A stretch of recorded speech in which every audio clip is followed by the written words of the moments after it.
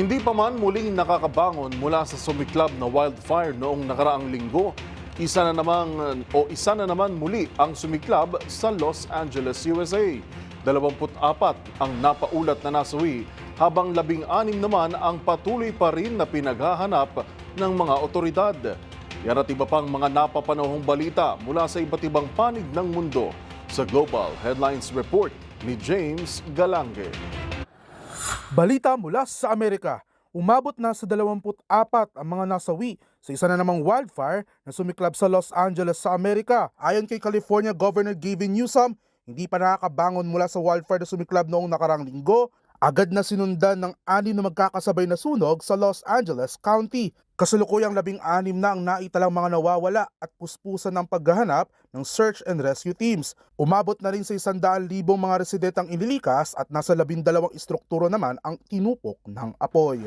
Samantala, balita pa rin mula sa Amerika. Nag-usap sa telepono sina US President Joe Biden at Israeli Prime Minister Benjamin Netanyahu upang pag-usapan ang posibleng ceasefire agreement sa pagitan ng Israel at Hamas sa Gaza Strip, Palestine.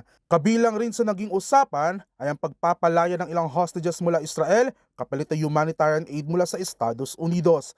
Ayon kay Jake Sullivan, National Security Advisor ni Biden, malapit ang kasunduan, ngunit mahalaga na matiyak ang agreement upang matulungan ng mga inosenteng apektado ng digmaan.